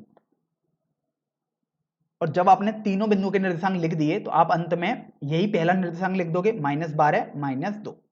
फिर आप इसको बंद करके इसको ओपन करेंगे। ओपन करने का तरीका हमने आपको सिखाया है, 1/2 कोष्टक का चिन्ह, देखिए प्लस चिन्ह, जब आप इस तरीके से गुणा करेंगे तो धनात्मक चिन्ह लगाएं हर जगह। तो ये -12 का -6 से गुणा किया तो 72, प्लस -13 का -3 से गुणा किया तो 39, प्लस -10 का -2 से गुणा किया तो 20 आ गया, माइनस जब आप इस तरीके से गुणा करेंगे तो ऋणात्मक चिन्ह लगाएं सबसे पहले। तो देखिए मैंने यहाँ ऋणात्मक चिन्ह मान लिया, -13 का -2 से गुणा तो 26, माइनस -10 का -6 से गुणा तो 60 आ गया, माइनस -12 का -3 से गुणा किया तो 36 आ जाएगा। अब आप इसको हल कर लेंगे तो देखिए हल करने पर ये आपको मिल जाएगा 1/2। देखो 72 और 39 आपके पास ये 111 हो जाएगा, और 20 आपने जोड़ दिया तो 131 हो गया, माइनस देखिए 26 और 60 आपके पास 86 हो जाएगा, और 86 और आपके पास 36 करना है, अर्थात 122 आपके पास हो जाएगा। तो जब आप इसको हल करोगे तो ये आपके पास 9/2 ही आ जाएगा। तो इस तरीके से आपने त्रिभुज PQR का क्षेत्रफल तब निकाला जब C को आपने मूल बिंदु माना, तब भी आपके पास 9/2 ही आया है। तो आपको ये बोला गया था कि आपने दोनों स्थितियों में क्षेत्रफल ज्ञात करना है, और फिर बोला गया कि आप क्या देखते हैं, अर्थात आप क्या ऑब्जर्व करते हैं। तो आप देख रहे हैं कि त्रिभुज PQR का क्षेत्रफल तो समान ही है। तो यहां पर आप देख सकते हैं कि त्रिभुज PQR का क्षेत्रफल समान ही आ रहा है। तो ये आपने ऑब्जर्व किया। अब यहां पर देखिए हम आपको ये भी समझा सकते हैं कि आखिर ये ऐसा क्यों बराबर आ रहा है। तो देखो ऐसा नहीं है कि C को मूल बिंदु माना है तब क्षेत्रफल कुछ अलग आएगा, अगर आप A को मूल बिंदु मानेंगे तब अलग आएगा। यदि आप यहां पर B को मूल बिंदु मानकर भी, जैसे यहां पर B को मूल बिंदु मान लेते तब भी आप क्षेत्रफल निकालते तब भी आपके पास यही आता 9/2, या आप D को मूल बिंदु मान लेते तब भी आपके पास यही आता, या इनके अलावा कोई और भी मूल बिंदु आप मान लेते, कहीं भी कुछ भी आप मान लीजिएगा, तब भी आपके पास क्षेत्रफल 9/2 ही आएगा। तो हमेशा ध्यान रखें क्षेत्रफल कभी भी चेंज नहीं होता है। अब हम समझ लेते हैं आखिर क्यों। तो यहां से आप ये देखो कि सबसे पहले अगर आपके पास कोई भी x अक्ष और y अक्ष करके दिया हुआ है, जैसे मान लीजिएगा ये आपके पास दिया हुआ है, तो ये मैंने जैसे इसको x अक्ष लिख दिया और ये मैंने y बना दिया। तो आप देखो कि अगर आपके पास ये कोई एक त्रिभुज है और आप इस त्रिभुज को शिफ्ट कर देते हैं, मान लीजिएगा आपने यहां से उठा के इस त्रिभुज को कहीं यहां पर पहुंचा दिया, तो जैसे आप देखो आपके पास ये त्रिभुज बन गया। तो ध्यान रखें कि त्रिभुज का क्षेत्रफल कभी भी नहीं बदलता है। इसका मतलब कि त्रिभुज, इस वाले त्रिभुज को उठा के चाहे आप यहां रख दो, इस वाले त्रिभुज को उठा के आप देखो यहां पर कहीं ले जाओ, जैसे मैं यहां पर भी बना देता हूं आपके लिए। तो देखिए त्रिभुज का क्षेत्रफल कभी भी नहीं बदलता है, क्योंकि क्षेत्रफल का मतलब होता है कि जो इनके अंदर वाला भाग होता है ये कितना है बेसिकली। तो आप देखो अगर आप इसको उठा के कहीं भी रख दोगे तो ये अंदर के भाग थोड़ी चेंज हो जाएगा, केवल इसके शीर्षों के निर्देशांक ही चेंज हो रहे हैं।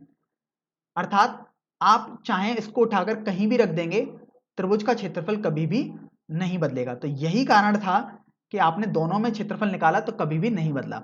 तो ध्यान रखें, अगर किसी भी प्रतियोगी परीक्षा में आपके पास कुछ ऐसा आ जाता है तो ऐसा ना हो कि आप बार बार निकालें। आप यदि एक बार निकाल लें तो बार बार आपको समझ में आ जाएगा कि त्रिभुज का क्षेत्रफल तो हमेशा समान ही रहेगा। जैसे आप यहां पर भी देख पा रहे हो कि अगर आप ये यहां पर इस तरीके से यहां पर चेंज कर दोगे, यहां पर उठा के रख दोगे उस त्रिभुज को, तब भी आपके पास क्षेत्रफल हमेशा समान ही रहेगा।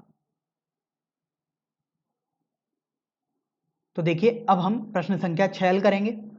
यहां पर इस प्रश्न में आपको बोला गया है कि एक त्रिभुज ABC के शीर्ष A 4,6, B 1,5 और C 7,2 है। भुजाओं AB और AC को क्रमशः D और E पर प्रतिच्छेद करते हुए एक रेखा इस प्रकार खींची गई है कि AD बटे AB बराबर AE बटे AC बराबर 1/4 है। तो आपको आगे बोला गया है कि त्रिभुज ADE का क्षेत्रफल परिकलित कीजिए और इसकी तुलना त्रिभुज ABC के क्षेत्रफल से कीजिए। तो अभी आप ये देखो कि आपको सबसे पहले एक त्रिभुज बनाने को बोला गया है ABC। तो देखिए हम समझाने के लिए आपको यहां पर एक त्रिभुज भी बना देते हैं। तो ये आपने एक त्रिभुज मान लिया।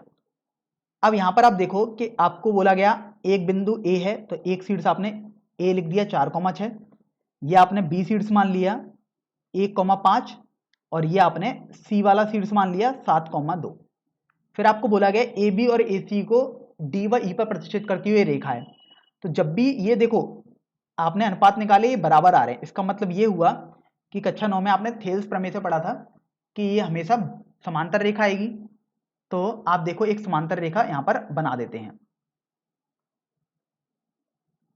तो आपने एक समांतर रेखा बना दी जिसको आपने DE नाम दे दिया। तो देखो ये AB को D पर प्रतिच्छेद कर रही है और AC को E पर प्रतिच्छेद कर रही है। और ध्यान रखें AD बटे AB आपको 1/4 दिया है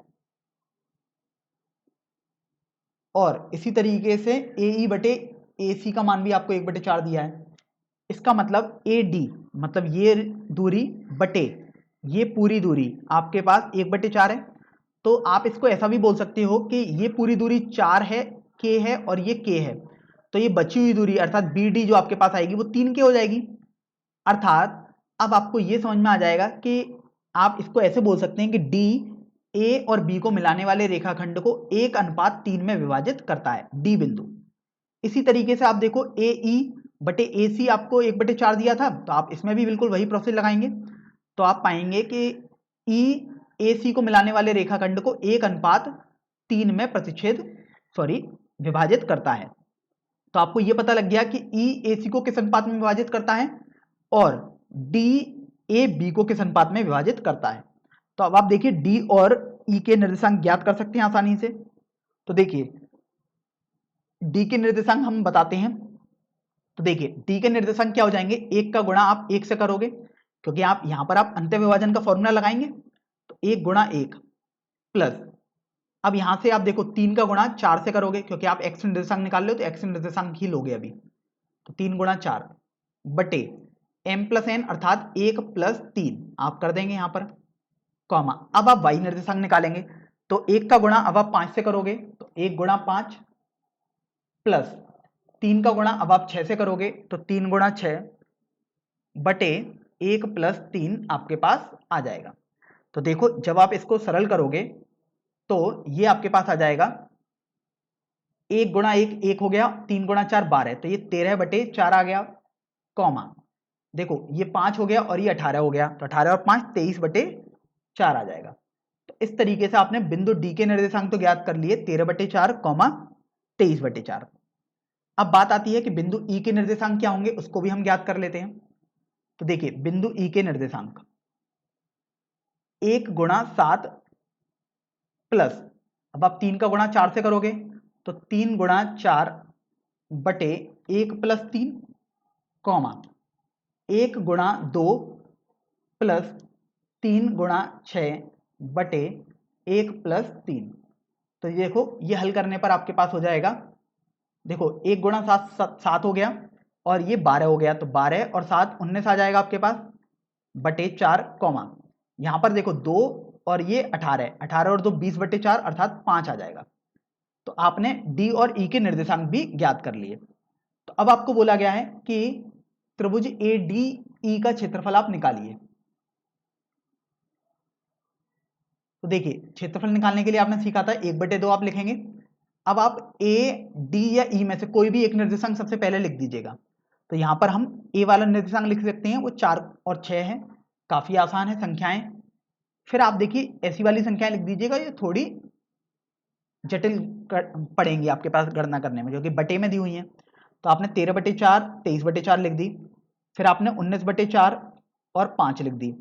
और जब आपने तीनों संख्याएं लिखी दी तो अब आप 4 और 6 लिख देंगे, क्योंकि आप जो सबसे पहले लिखते थे उसको अंत में लिखकर इस तरीके से इसको बंद कर देते हैं। तो अब आप इसको केवल सरल करना रह गया आपको। तो देखो 1/2 कोष्टक 4 का गुणा 23/4 से करेंगे तो आपके पास, मैं लिख देता हूं, चलिए यहां पर बाद में हम अगले पंक्ति में हल कर लेंगे, प्लस इसी तरीके से 13/4 का गुणा आप 5 में करोगे तो 13/4 गुणा 5 हो गया, प्लस 19/4 का गुणा आप 6 से करोगे तो आपके पास 19/4 गुणा 6 लिख दिया, माइनस जब आप इस तरीके से गुणा करेंगे तो आप ऋणात्मक चिन्ह लगाते हैं। तो 13/4 का गुणा आपने 6 से किया, माइनस 19/4 का गुणा आप 23/4 से कर रहे हैं, और फिर माइनस आपने लगाया। अब आप 4 का गुणा 5 से कर रहे हैं तो आपके पास 4 गुणा 5 आपने लिख दिया है। अब आप इसको केवल सरल करना रह गया आपके पास। तो देखिए 1/2, देखिए 4 से 4 ये कैंसिल हो गया तो 23 बचा आपके पास, प्लस ये देखो 65/4 बचेगा। यहां पर आप देखो ये आपके पास बचेगा 19 गुणा 6 अर्थात 114/4, माइनस देखिए 13 गुणा 6 आपके पास 78/4 आ गया, माइनस ये देखो 19 गुणा 23 आपको करना होगा तो ये आ जाएगा 19 × 57 और यहाँ 43 अर्थात 437/8, माइनस ये देखो आपके पास 20 आ गया। तो यहां से अब आप इनको हल करेंगे तो आप ये देख रहे हो कि यदि एलसीएम लोगे तो वो आपके पास 8 आ रहा है। तो सबसे पहले तो आप ऐसी संख्याओं को हल कर लो 23 और 20, तो ये 3 आ जाएगा क्योंकि घटाना था। अब देख रहे हो आप लासापा आपके पास 8 आ गया, अर्थात ये 65 गुणा 2 130 आ गया, प्लस 114 गुणा 2 228 आ गया, माइनस 78 गुणा 4 156 आ जाएगा, 78 गुणा 2, और यहाँ माइनस 437 ही रहेगा। तो देखो 1/2 गुणा 1/8 आपने बाहर ले लिया और यहाँ पर भी आपने लासापा ले लिया, तो देखो ये 24 आ गया, प्लस अब आप देखिए 123 और 228 को आप जोड़ दीजिएगा तो ये आपके पास आ जाएगा 358, माइनस 156 माइनस 437। तो यहां से जब आप इसको हल करोगे तो ये 1/16 तो यहां पर आ गया, और ये आपके पास देखो हो जाएगा यहां से 358 में से 156 घटाएंगे तो आपके पास 202 आ जाएगा, और ये 226 आ गया।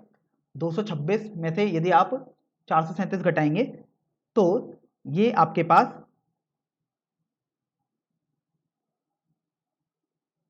यहां पर आप ये देखिए कि हमने यहाँ 19/4 और 23/4 का गुणा किया तो लासापा 4 × 4 16 आ जाएगा। तो यहाँ ये 8 नहीं रहेगा, आपके पास 16 आ जाएगा। इसका मतलब आपको हर जगह 4 का गुणा करना पड़ेगा। तो एक बार हम इसको थोड़ा चेंज कर देते हैं। तो देखिए 65 गुणा 4 यदि आप करेंगे तो आपके पास ये आ जाएगा 260, 114 का 4 में गुणा करेंगे तो आपके पास आ जाएगा 456, माइनस 78 का यदि आप 4 में गुणा करेंगे तो आपके पास आ जाएगा 312, माइनस यदि आप 437 को तो ऐसे ही लिखेंगे क्योंकि ये तो पहले से ही 16 आ रहा है। तो अभी आप ये देखो ये आपके पास 16 बन जाएगा यहाँ से, और यहाँ फिर आप देखिए यहाँ पर आपके पास ये चेंज हो जाएगा, तो ये 8 के बजाय यहाँ पर 16 आप लिख देंगे। अब यहाँ पर देखो जब आपने 16 लिया तो ये 48 आ गया, प्लस 260 और 456, ये आपके पास हो जाएगा 716, माइनस ये देखो ये आपके पास आ गया 749, और फिर यहाँ पर देखो 1/32 तो आपके पास चल ही रहा है। अब देखो 716 और 48 आपके पास ये हो जाएगा 764, और 764 में से यदि आप 749 घटाएंगे तो ये आपके पास 764 में से 749 घटाने पर 15 बच जाएगा। तो इस तरीके से आपने त्रिभुज ADE का क्षेत्रफल निकाल दिया, 15/32 के बराबर आपके पास आ गया। अब त्रिभुज ADE के क्षेत्रफल निकालने के बाद आपको देखो बोला गया है कि इसकी तुलना त्रिभुज ABC के क्षेत्रफल से करनी है, अर्थात त्रिभुज ABC का क्षेत्रफल भी आपको निकालना पड़ेगा। तो देखिए हम क्षेत्रफल निकाल लेते हैं त्रिभुज ABC का। तो ABC में से सबसे पहले आप कोई सा भी एक बिंदु लिख लो। तो जैसे आप A बिंदु लिखोगे पहले तो 4 6 आ गया, फिर B लिख लो 1 5 आ गया, फिर आपने C लिख दिया 7 2। जब आपने तीनों बिंदु लिख दिए तो आप अंत में यही वाला बिंदु लिख देते हो। फिर देखो आप इसको थोड़ा सरल करोगे तो ये आपके पास 4 का 5 से गुणा करोगे तो ये 20 आ गया, प्लस 1 का 2 से गुणा करो तो 2 आ गया, प्लस 7 का 6 से गुणा करो तो 42 आ गया, माइनस अब आप 1 का 6 से गुणा करो तो 6 आ गया, माइनस 7 का 5 से गुणा करो तो 35 आ गया, माइनस 4 का 2 से गुणा करो तो आपके पास 8 आ जाएगा। तो देखो अगर आप इसको हल करोगे तो 1/2, 20 और 2 22 और 42 आपके पास 64 आ गया, माइनस देखिए 35 और 6 41 और माइनस 8 आपको करना है, 41 और 8 जोड़ देना, बेसिकली कोई ऋणात्मक है सब कुछ, तो ये 49 आ गया। तो आपने यहाँ पर देखा कि 64 माइनस 49/2 अर्थात 15/2 वर्ग इकाई आ जाएगा। तो आपने त्रिभुज ABC का क्षेत्रफल भी आगे निकाल लिया। अब आपको बोला गया कि आपको तुलना करनी है त्रिभुज ABC के क्षेत्रफल और त्रिभुज ADE के क्षेत्रफल में। तो त्रिभुज ADE का क्षेत्रफल बटे त्रिभुज ABC का क्षेत्रफल यदि आप करोगे तो देखो ये आपके पास आया था 15/32 और यहां पर आपके पास आया 15/2। तो देखो 15 से 15 ये कैंसिल हो गया आपके पास, और ये आपके पास बचेगा 2/32 अर्थात 1/16 आपके पास ये अनुपात बचा। अर्थात आप बोल सकते हो कि जो त्रिभुज ADE का क्षेत्रफल है वो त्रिभुज ABC के क्षेत्रफल का 1/16 गुना हो जाएगा। तो आपने देखो यहां पर इस तरीके से अनुपात निकाला। अब देखो कक्षा 9 में आपने सीखा था कि थेल्स थ्योरम से कि अगर दो समरूप त्रिभुज हैं तो देखिए यहां पर त्रिभुज ADE और त्रिभुज ABC समरूप त्रिभुज हैं, क्योंकि देखिए दो भुजाओं का अनुपात बराबर आ रहा है। तो जब भी दो त्रिभुज समरूप होंगे तो यहां पर जो क्षेत्रफल होगा, इस पॉइंट को आप ध्यान रखें, काफी प्रतियोगी परीक्षाओं में आप इससे जल्दी कर सकते हैं। त्रिभुज ADE बटे क्षेत्रफल त्रिभुज ABC, वो आप कोई सी भी एक भुजा ले लीजिएगा जो अनुपातिक हो। तो जैसे आप ले सकते हो AD बटे AB, कोई सी भी एक भुजा ले लीजिएगा और इसका स्क्वायर कर दीजिएगा तो ये इसके बराबर आता था। अब AD बटे AB तो आपको पहले से ही दिया था 1/4, तो इसका स्क्वायर करेंगे तो 1/16 ही आएगा। तो आपने यहां से डायरेक्ट भी बता सकते थे कि बिना निकाले कि उनका अनुपात अगर क्षेत्रफलों का अनुपात करेंगे तो 1/16 ही आ जाएगा। अब हम प्रश्न संख्या 7 हल करेंगे। यहां पर बोला गया है कि मान लीजिए कि A 4,2 है, B 6,5 और C 1,4 है।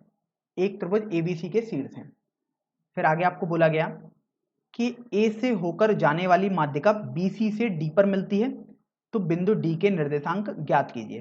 तो अभी हम पहले भाग को हल कर लेते हैं, फिर हम उसके बाद बाकी के भागों को एक एक करके पढ़ते रहेंगे। तो देखिए आपको एक त्रिभुज के शीर्ष दिए हुए हैं, तो सबसे पहले समझने के लिए हम एक त्रिभुज बना देते हैं। मान लीजिएगा ये आपके पास एक त्रिभुज दिया हुआ है A, B और ये C दिया हुआ है।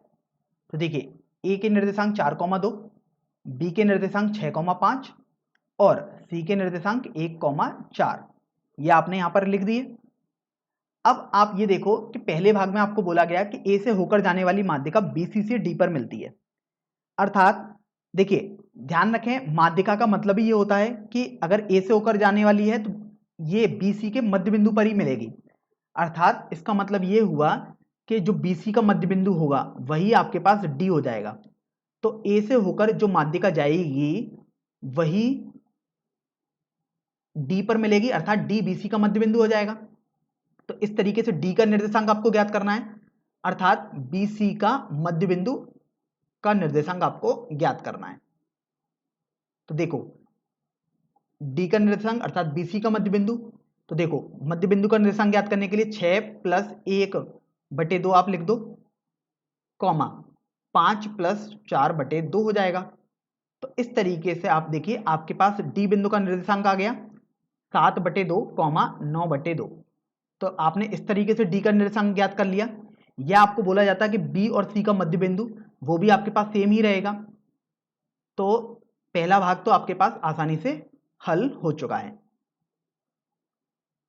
चलिए अब दूसरे भाग पर हम बढ़ते हैं। तो यहां पर दूसरे भाग में बोला गया है कि AD पर स्थित ऐसे बिंदु P के निर्देशांक ज्ञात कीजिए कि AP और PD का अनुपात 2:1 हो। तो यहां पर देखो अगर बोला गया कि A से D को आप यदि ज्वाइन कर दो तो इस पर एक बिंदु P है जो कि AP/PD 2:1 कह रहा है। तो अभी आप ये देखो कि P के निर्देशांक ज्ञात करने हैं, तो आप इसको ऐसे समझ सकते हो कि P एक ऐसा बिंदु है जो A और D को मिलाने वाले रेखाखंड को 2:1 में विभाजित करता है। तो P के निर्देशांक आप देखो दूसरे भाग में, ये पहला भाग था जो हमने हल कर दिया। दूसरे भाग में P के निर्देशांक आप अंत्यखंड फॉर्मूले से लगाएंगे, विभाजन फॉर्मूला।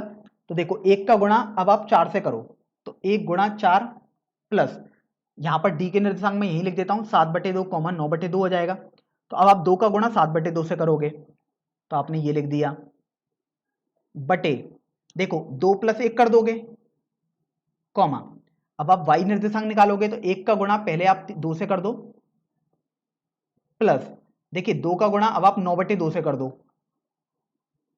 बटे अब आप देखिए 2 + 1 कर देंगे और आप इसको हल कर देंगे तो आपके पास बिंदु P का निर्देशांक आ जाएगा। तो देखिए P 2 से 2 ये कैंसिल हो जाएगा, तो ये 1 × 4 4 हो गया और ये केवल 7 रहा, अर्थात 11/3 आ गया। इसी तरीके से देखो 2 से 2 ये कैंसिल हो गया, तो ये 2 और ये 9, 11/2 + 1 आपके पास 3 ही रहेगा। तो इस तरीके से बिंदु P के निर्देशांक आपके पास आ गए जो कि 11/3 के बराबर आए हैं, अर्थात एक ऐसा बिंदु आपके पास आ गया जो AD वाली माध्यिका को 2:1 में विभाजित कर रहा है। चलिए अब हम तीसरे भाग पर बढ़ते हैं। तो तीसरे भाग में आपको बोला गया कि माध्यिकाओं BE और CF पर ऐसे बिंदुओं Q और R के निर्देशांक ज्ञात कीजिए जो कि BQ/QE 2:1 हो और CR/RF 2:1 हो। तो आपको बोला गया कि BE और CF वाली माध्यिका भी बना देनी है। तो यहां से आप देखो BE अर्थात ये E आ जाएगा और ये आपके पास QF आ जाएगा, सॉरी CF वाली माध्यिका आ जाएगी। तो अभी आप देखो इनको ज्वाइन कर दो,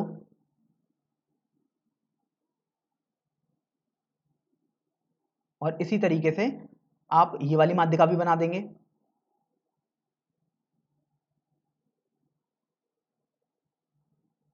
तो अब देखो, अब चूंकि आपने माध्यिका बनाई है अर्थात E जो बिंदु होगा वो A और C का मध्य बिंदु हो जाएगा, मतलब 4 + 1/2, 2 + 4/2, मतलब हल करने पर E आ जाएगा आपके पास 5/2, 3।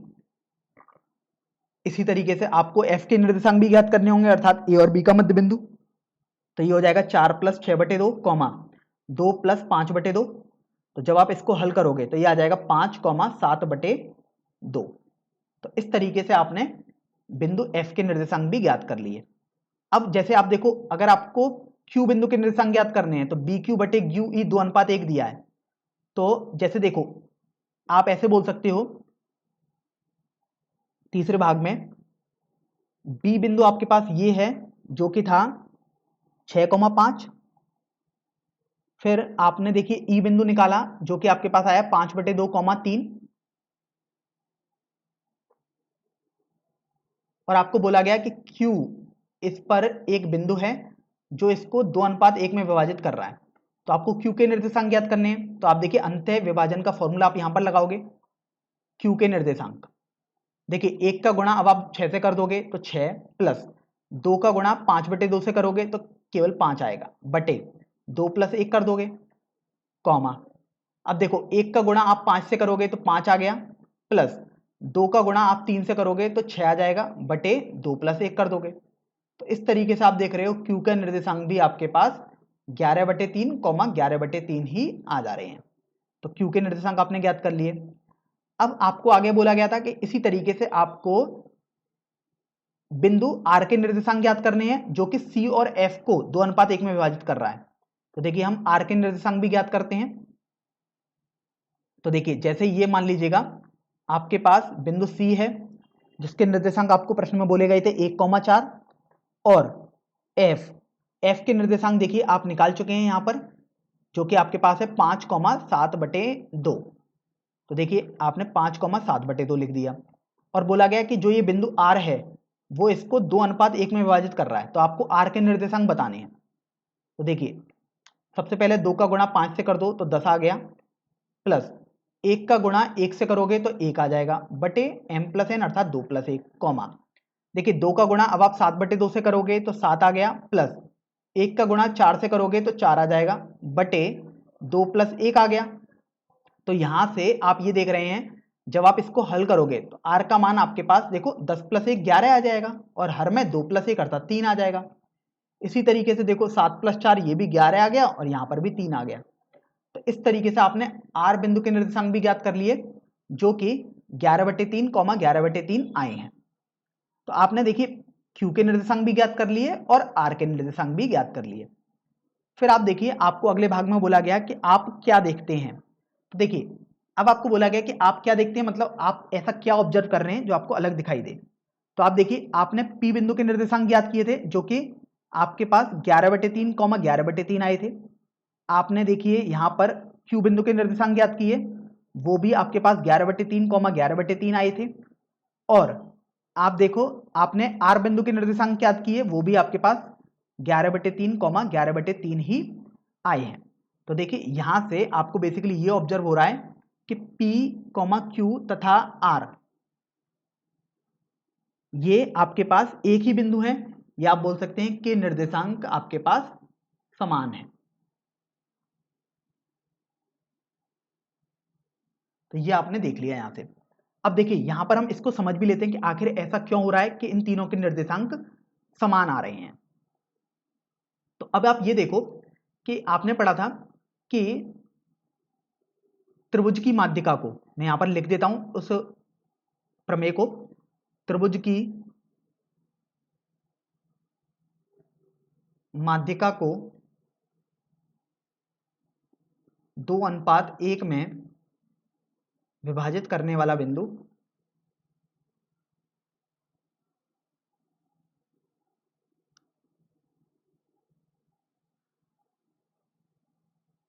केंद्रक होता है।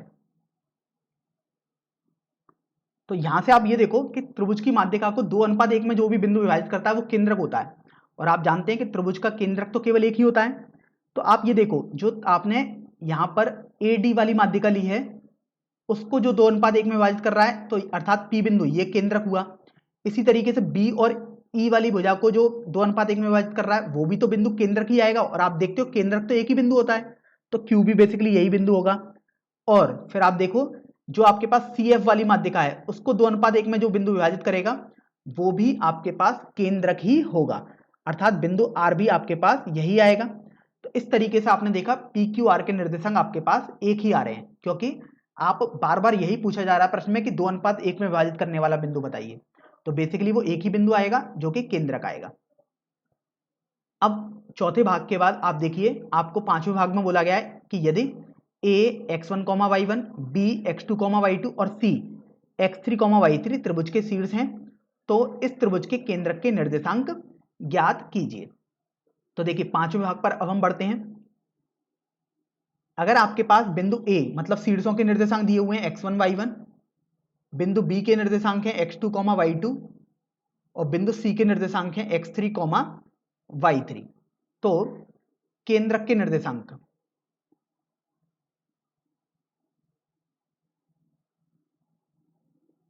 और वो केंद्रक त्रिभुज ABC का हम पूछ रहे हैं, त्रिभुज एबीसी के केंद्र के निर्देशांक, ये फॉर्मूला है, ये आपको याद भी रखना है, जो कि आपसे प्रश्न में पूछा भी गया है।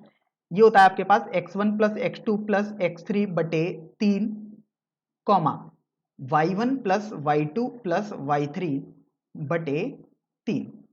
तो इस तरीके से आपका ये प्रश्न भी हल हो गया है। अब यहां पर हम एक रोचक तथ्य देख लेते हैं कि चूंकि आप देखो प्रश्न तो आपका हल हो चुका है, बस ये मैं आपको एडिशनल बता रहा हूं।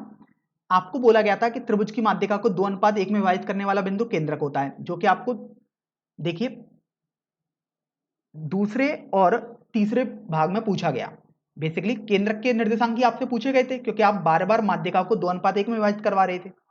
तो यहां से यदि आप माध्यिका के निर्देशांक ज्ञात करें इस प्रश्न के लिए, सॉरी केंद्रक के निर्देशांक ज्ञात करें इस प्रश्न के लिए, तो देखो केंद्रक के निर्देशांक आपके पास हो जाएंगे, आप सभी का x निर्देशांक जोड़ लो तो 4 प्लस 6 प्लस 1, तो ये आपके पास देखो आ गया 4 प्लस 6 प्लस 1 बटे 3।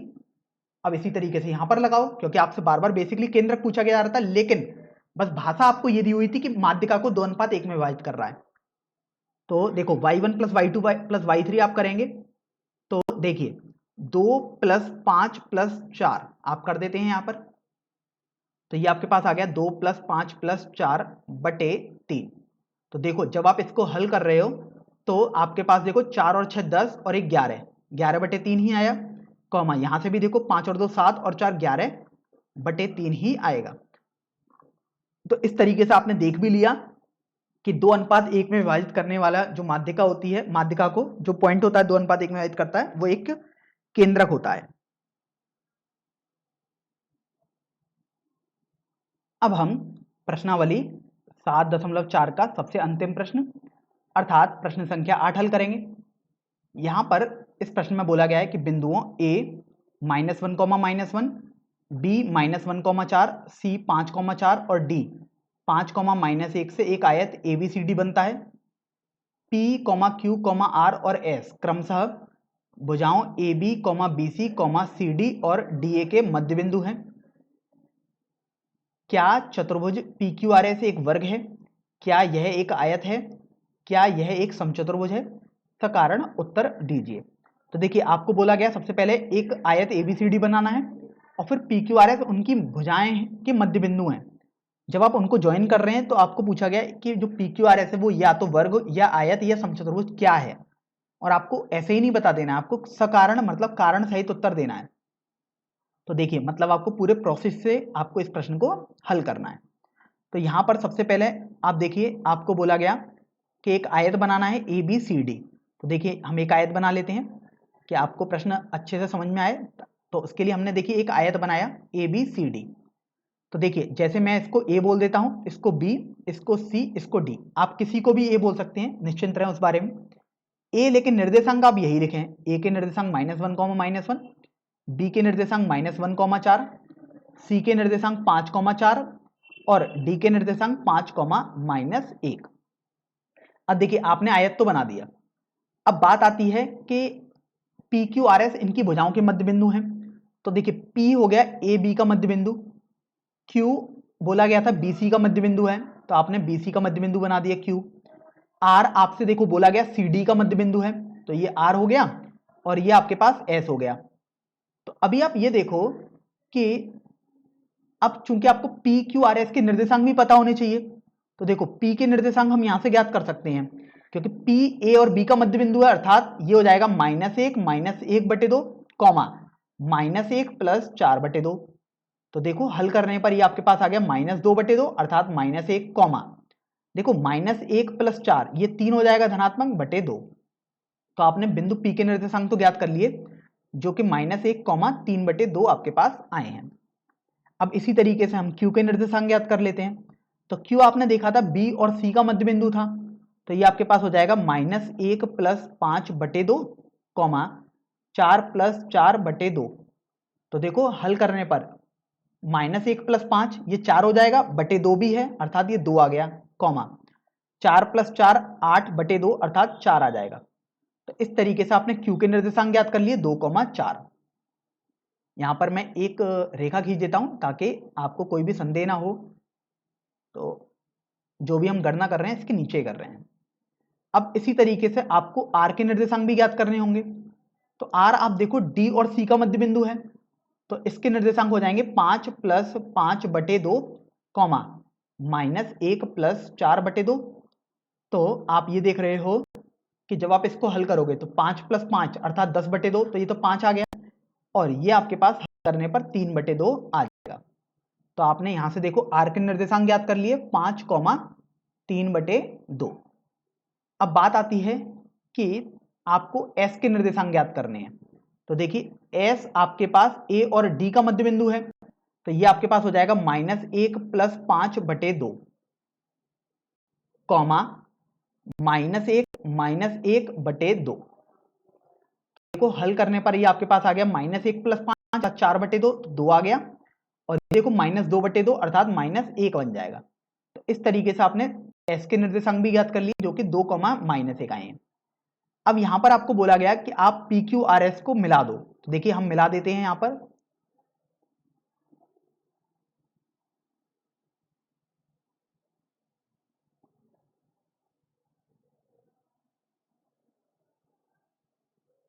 देखिए जब आपने मिलाया तो आपके पास एक चतुर्भुज सा दिखाई दिया। अभी क्योंकि आपको नहीं पता ये वर्ग है, आयत है, समचतुर्भुज है या क्या है, तो अभी तो आप इसको समचतुर्भुज चतुर्भुज का नाम ही देंगे पी क्यू आर एस। अब आपको ये बताना है कि ये वर्ग है, आयत है या क्या है। तो देखिए इसका मतलब आप सबसे पहले तो लंबाइयां निकालेंगे, पी क्यू की, क्यू आर साइड की, आर एस साइड की और एस पी वाली भुजा की। तो देखिए सबसे पहले हम पी क्यू वाली भुजा की लंबाई निकालते हैं, अर्थात पी क्यू मतलब पी और क्यू बिंदु के बीच की दूरी निकालते हैं। तो P और Q बिंदु के बीच की दूरी आपके पास हो जाएगी -1 -2 का होल स्क्वायर प्लस 3/2 -4 का होल स्क्वायर। तो देखो हल करने पर ये आपके पास आ जाएगी अंडर रूट में। देखो ये -3 हो जाएगा और इसका स्क्वायर 9 आ गया, प्लस ये देखो हल करने पर 3 -8/2 अर्थात -5/2 हो जाएगा, मतलब 25/4 आ गया आपके पास।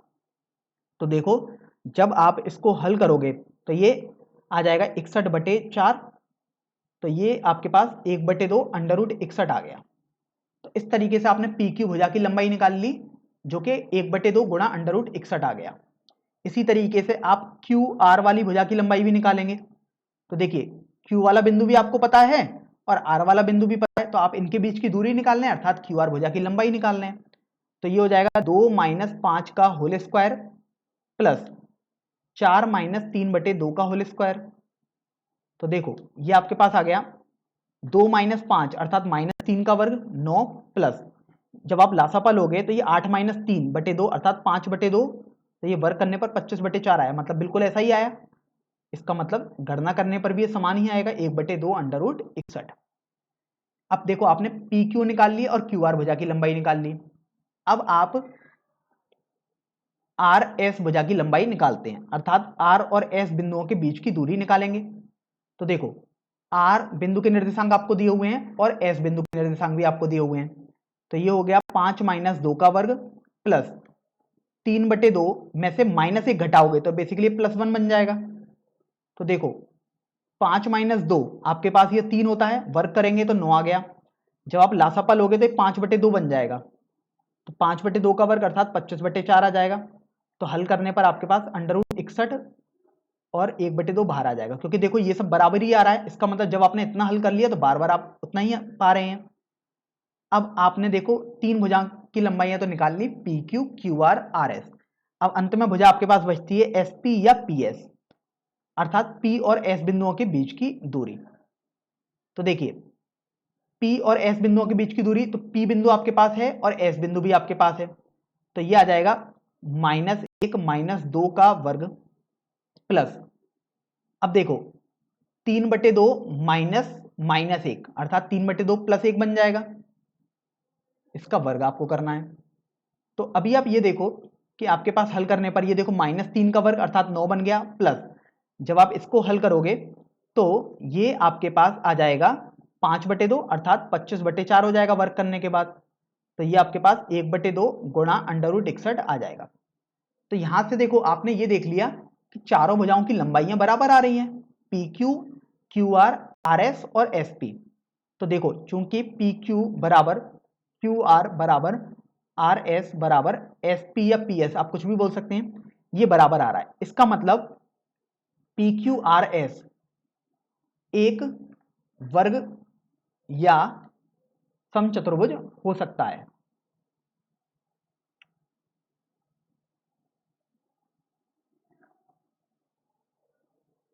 तो अब आप यहां से ये ध्यान रखो कि चारों भुजाओं की लंबाइयां बराबर आई हैं, इसका मतलब आयत तो नहीं है, क्योंकि आयत में आप जानते हो दो सम्मुख भुजाएं या आमने सामने की भुजाएं की लंबाइयां ही बराबर आती हैं, लेकिन यहां पर तो चारों भुजाओं की लंबाइयां बराबर आई हैं।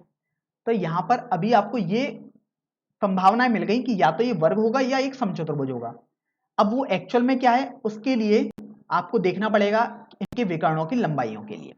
तो देखिए, अब चूंकि आपने पी क्यू आर एस की भुजाओं की लंबाइयां निकाल ली, तो आप देखो इनके पास दो विकर्ण बनेंगे इस चतुर्भुज के, एक तो बनेगा पी आर और एक बनेगा क्यू एस। तो अब आप पी आर विकर्ण की लंबाई निकालोगे, अर्थात पी और आर बिंदु के बीच की दूरी। तो देखो पी और आर बिंदु के बीच की दूरी, पी आपके पास है और आर भी आपके पास है, यह आ जाएगा -1 -5 का वर्ग प्लस, अब देखो y निर्देशांक आप देखो 3/2 -3/2 का वर्ग, तो आप इसको लिख दोगे। देखो जब आप इसको हल करोगे तो आपके पास ये आ जाएगा -1 -5 अर्थात -6 का वर्ग 36, और ये देखो ये तो हल करने पर 0 आ जाएगा, क्योंकि 3/2 में से 3/2 घटा रहे हैं और उसका वर्ग करोगे 0 का तो 0 ही आएगा। तो ये √36 अर्थात 6 आ गया। तो आपने पी आर वाले विकर्ण की लंबाई निकाल दी जो कि 6 इकाई के बराबर आई है। अब आप देखो दूसरा विकर्ण आपके पास पी आर के बाद एस क्यू वाला था, तो अब आप एस क्यू विकर्ण की लंबाई निकालेंगे। तो देखिए एस के निर्देशांक भी आपको पता है और क्यू के निर्देशांक भी आपको पता है, तो चाहे आप एस क्यू लिखें चाहे क्यू एस लिखाएं बात तो एक ही है, क्योंकि दूरी निकाल रहे हो।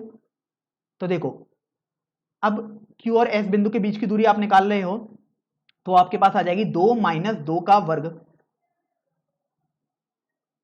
प्लस, अब यहां से आप देखो y निर्देशांक है q और s के 4 और -1 अर्थात 4 माइनस 1 का वर्ग, तो ये आपके पास आ गया 4 -1 का वर्ग।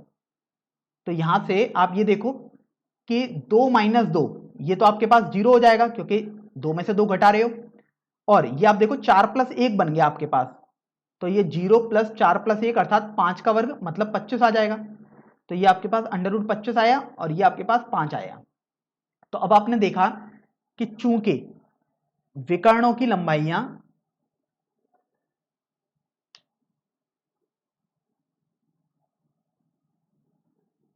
समान नहीं है, या आप बोल सकते हैं असमान है। अब चूंकि विकर्णों की लंबाइयां समान नहीं है, अर्थात अब यहां से आप कंफर्म बोल सकते हैं कि पी क्यू आर एस एक समचतुर्भुज होगा, इसलिए आप लिख दो पी क्यू आर एस एक समचतुर्भुज होगा। तो इस तरीके से आपने इस प्रश्न को भी हल कर दिया, वो भी कारण सहित। तो ध्यान रखें वर्ग और समचतुर्भुज में केवल एक ही अंतर होता है, इनकी चारों भुजाएं तो बराबर होती है, लेकिन अंतर केवल ये होता है कि वर्ग के विकर्णों की लंबाइयां भी बराबर होती हैं, अर्थात जैसे पी आर और क्यू एस की लंबाइयां भी बराबर आती तो विकर्ण हो जाता, लेकिन समचतुर्भुज में विकर्णों की लंबाइयां बराबर नहीं होती। तो आपने देखा कि चूंकि विकर्णों की लंबाइयां यहाँ पर बराबर नहीं आई हैं अर्थात समान नहीं आई हैं, तो आप यहाँ से बोल सकते हो कि जो ये पी क्यू आर एस था वो एक समचतुर्भुज हो जाएगा।